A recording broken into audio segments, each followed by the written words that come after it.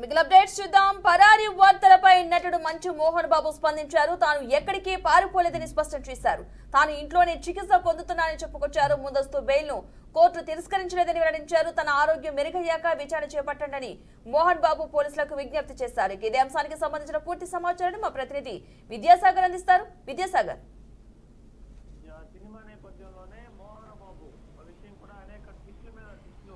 Cinema నేపథ్యంలోనే మోహన్ బాబు విషయం కూడా అనేక ట్విస్టుల మీద ట్విస్టులు మోహన్ బాబు విషయంలో అనేక ట్విస్టుల మీద ట్విస్టులు జరుగుతున్నాయి. ఎందుకంటే ముఖ్యంగా మంగళవారం మోహన్ బాబు ఇంట్లో జరిగిన ఒక గొడవ కారణంగా ఇప్పటికే మోహన్ బాబు పైన 2 కేసులు అయితే నమోదైనాయి. ఒకటి జర్నలిస్ట్ మీద దాడి విషయం, అలాగే మంచు మనోజ్ తనకు తండ్రి నుంచి ప్రాణహాని ఉందని చెప్పి అనే విషయం మీద కూడా కేసు నమోదైంది. దీనికి సంబంధించి మంగళవారం నుంచి నమోదైన కేసుల నేపథ్యంలో మోహన్ బాబు మీద మొదట ఒక సెక్షన్ కింద కేసు నమోదైనా కూడా అనంతరం కూడా హత్యాయత్నం కేసు కూడా జోడించడం జరిగింది. హత్యాయత్నం సెక్షన్లు ఉండే విధంగా కేసును మార్చడం జరిగింది. ఈ హత్యాయత్నం కేసులో మోహన్ బాబు విచారణకు రావాల్సిందిగా పహడీ షరీఫ్కి సంబంధించిన పోలీసులు అయితే ఆయనకు పదే చెప్తూ ఉన్నారు. కానీ మోహన్ బాబు వాటికి స్పందించలేదు. తనకు ఆరోగ్యం సరిగా లేదని, ఆరోగ్యం కుదుటపడిన తర్వాత తాను పోలీసు విచారణకు వస్తానని చెప్పి ఇందాకనే అంటే కొంచెంసేపటి క్రితమే పోలీసులు సమాచారం ఇచ్చారు. దీనికి స్పందించిన పోలీసులు ఇప్పటికే గన్ను కూడా సరెండర్ చేయాలని చెప్పి కూడా ఆదేశాలు అయితే జారీ చేశారు. దీనికి సంబంధించి స్పందించిన మోహన్ బాబు తాను గన్నుని వెంటనే కూడా సరెండర్ చేస్తానని చెప్పడం జరిగింది. అలాగే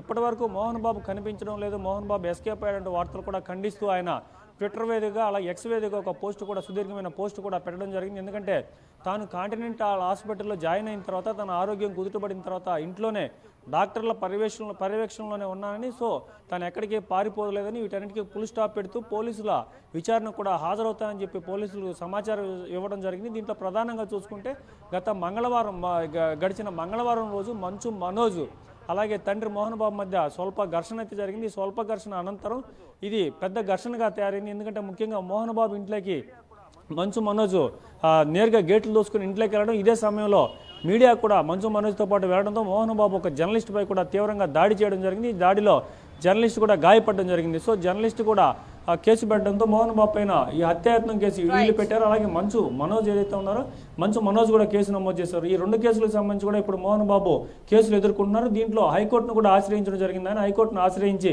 తనను ముందస్తు అరెస్ట్ లేకుండా చేయాలని చెప్పి హైకోర్టును అయితే విన్నవించడం జరిగింది. కానీ హైకోర్టు ఈ విచారణను 19వ తేదీకి వాయిదా వేసింది. సో 19వ తేదీ ఈయనకి ముందుగా బెయిల్ వస్తుందా లేదంటే పోలీసులు విచారణకు పిలిచి ఏదైతే హత్యాయత్నం కేసులో మోహన్ బాబును విచారించి జైలుకు పంపిస్తా అనే అనేక అంశాలు కూడా ఒక ట్విస్ట్ను తలపిస్తున్నాయి. కాబట్టి వెంటనే విచారణకు హాజరైతే మోహన్ బాబును అరెస్ట్ చేసి జైలుకు పంపించే అవకాశం కూడా ఉంది.